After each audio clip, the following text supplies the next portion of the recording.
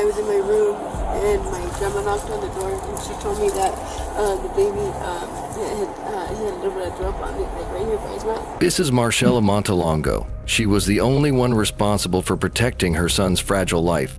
But instead of receiving hourly day-to-day care, the child grew up in deprivation that no one could stop in time. That night's 911 call only revealed a truth that the child's body had been silently enduring for months. This video contains details about the child's physical condition and the investigation process, which may be emotionally heavy. If you feel uncomfortable, you are free to stop at any time. It sounded like he was gurgling, and I changed his diaper. It's after 8 p.m. in Albuquerque, New Mexico, when officers and paramedics rush to a home after a caller reports a 5-year-old child is not responding and not showing normal breathing. And this was the turning point that led to the boy's mother being taken into custody. You guys, he's working on it now. She's, yeah. And when you guys showed up, he was laying on the ground already? Yes. Yeah, Edward 226, Edward 221, please. Yeah, maybe it's on medication and stuff. It sounds like it's a pretty long list. She's going to have to... Paramedics tried, but their medical efforts were unsuccessful. Police quickly learned this isn't a typical medical call. The child had significant medical challenges and required continuous medical support. Early details include that he was nonverbal with reported medical conditions including cerebral palsy and other serious challenges. Post-examination findings indicate he weighed approximately 13.6 pounds at 5 years old, with 0% body fat, severe signs of malnutrition, and pressure ulcers, findings consistent with prolonged failure to meet medical care needs rather than a sudden illness. After the paramedics left the scene, the police entered the house to officially begin their investigation into the incident. I don't know. Okay. I'll go walk through and I'll call my supervisor and see, but I don't think it's medical.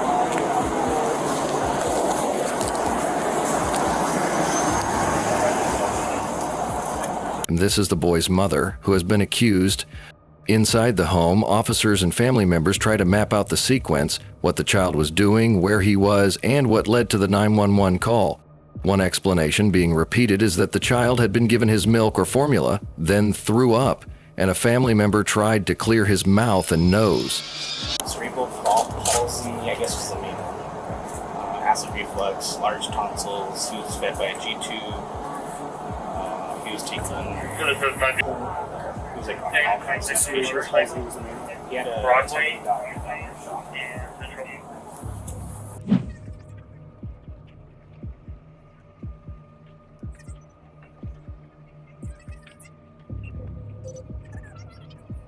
No, so I haven't been able to like talk to family yet.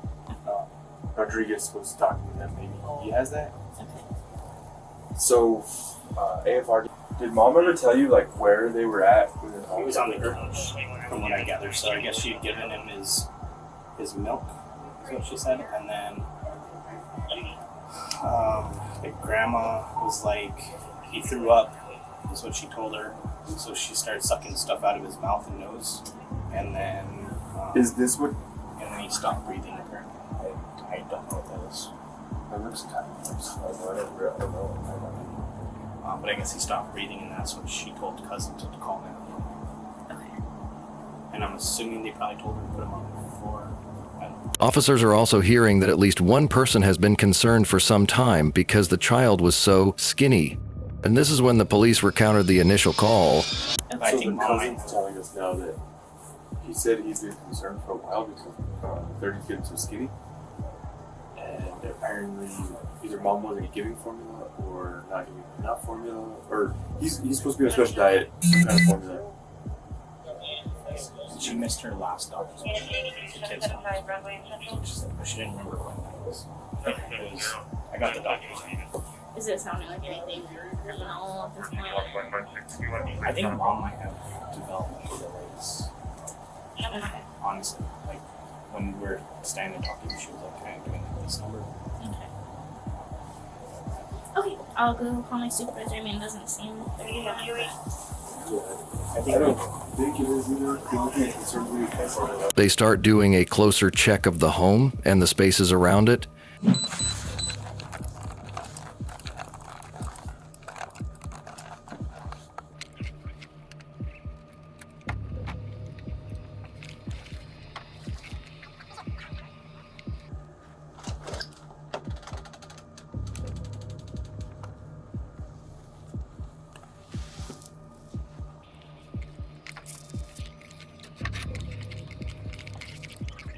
that was a closet. I'm gonna check back here too to make sure. That looks good. That's got it too.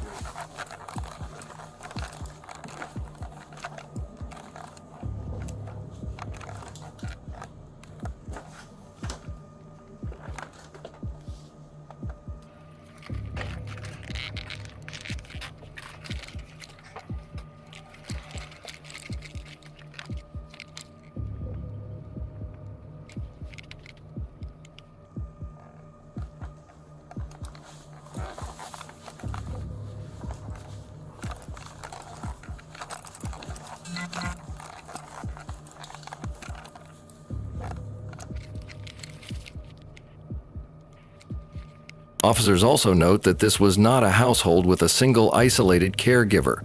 Multiple adults had access to the child and were aware of his condition, raising immediate questions about shared responsibility and whether concerns were ignored over time.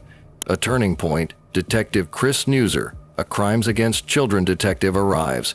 He doesn't pretend to know everything yet. He openly says he's still figuring out who is who, but he immediately begins setting up formal interviews and separating witnesses to get clear statements.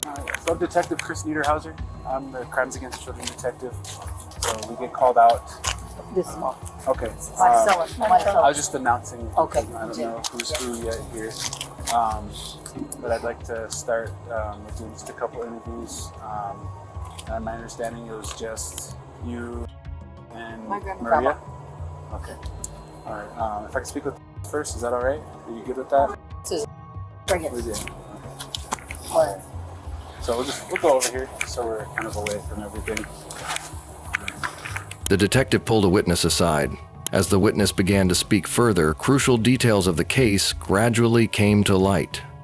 Witnesses described being frequently present in the home and stated that the child care was a long-standing issue, saying that the mother was often not actively involved in caring for the child and implying that other family members interfered more than necessary. Detectives ask a key question: how often is the witness around, and did anything seem different lately?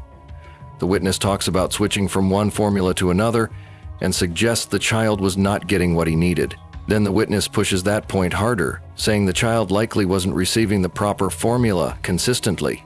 The witness goes into daily care details. The child was not mobile, needed physical movement support, and should have been positioned and assisted. But the witness claims the child was allegedly left on the couch for long periods without proper care or repositioning. Another major allegation enters the picture. But yeah, there's a past drugs too. There might even be some. I can't say 100% sure. There might be some drugs involved right now. But yeah. Since you've been back in the home, have you witnessed any use of drugs? I've definitely smelled, like you guys know what blues are?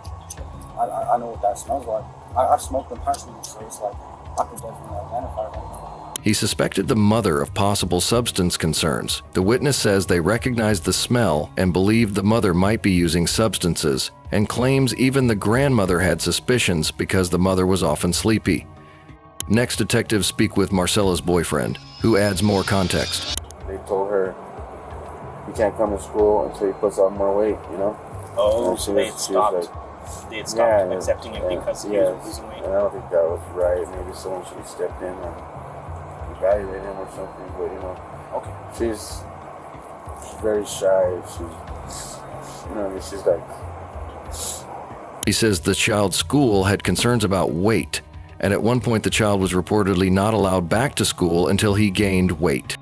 He describes being told the case was closed and everything was fine, even though he personally believed the child needed stronger intervention, more nutritional support, or updated medical guidance, while also acknowledging he wasn't the child's father. He expresses regret about missing a text and not seeing it sooner, and detectives ask to see the timestamp. He also calls Marcella a good mom, even as investigators are clearly collecting contradictory information from multiple directions. Investigators then outline a critical background. The child attended a special school, and a report was allegedly made in 2022 stating the child's weight had dropped dramatically. They also say the boy increasingly missed school and doctor appointments as time went on. Investigators note that missed medical visits, school absences, and discontinued therapies eliminated multiple safety nets that typically protect medically fragile children, leaving him dependent solely on the household for survival. Detectives speak to another woman connected to the family. No, they would come occasionally. No, it's mostly my mom. You know. So your parents and you. Yeah. We just whatever she needs. Like, do you need diapers? Do you need food? Do you need to go run somewhere? Do you need that kind of stuff? But I'm not gonna lie. I've had a busy 2 years, and I'm like, I work in the laboratory, so COVID was never, and now we're coming out of COVID, so I'm finally having a life again. But no. She confirms she noticed the child had lost significant weight and says transportation issues often prevented appointments. She explains the family's coping style too, that they tend to process emotions later and focus on tasks first, asking not to be misread as uncaring. Finally, officers address Marcella directly. Hey, Marcella? I'm Sergeant Medina with the Albuquerque Police Department. I'm sorry for your guys' loss. I can't imagine how you guys are feeling right now. My condolences to you guys. If you guys need anything, you guys can reach out to one of my officers or me to try to help you guys as much as I can. And try to make this as comfortable as possible. It's a traumatic situation we've been through, so we're trying to make it as comfortable as possible. So I just want to give you guys an update on what's happening. So we just want to treat it like a proper thing. We don't want to skip any steps like that. So what's going to happen is we have detectives on the way. They're going to come out and talk to you guys, just kind of get your guys' side of the story. A little bit more than information we got. They're specialized in this type of stuff, so they just want to talk to you guys. What they are going to do is they're going to write a warrant, because just the circumstances, we're not going to go in and kick doors down or anything like that, like nothing like in the movies. It's just a warrant to go into the house and start processing the scene and all that stuff. So we're waiting on that as well. But my officer here is going to start sending pictures of the house. That way they can start that process, because they have to describe the house. Mom, they have to look into your house and they take photographs and such. That's the process. Okay, that's fine. That's what he's explaining. Yeah. Okay. So if you guys can stick around, I would greatly appreciate it. Oh yeah, we're not going to. And I think everybody lives here, right? Well, no, we don't. We're just they live here. Oh, okay. Just the three. Yeah. We're aunties and stuff. And I appreciate you guys being here for more support. Yeah, we know you have to go through this. Any questions up until this point? No, just. Marcella, you have any questions? That's customary. They explain that due to the circumstances, they will seek a warrant to process the home, photographing conditions and documenting evidence. The case outcome is stated clearly. Marcella was arrested and booked for child neglect resulting in loss of life. She was held at the Metropolitan Detention Center. Before standing trial, she was later found deceased while in custody. An investigation into her death remains separate and ongoing.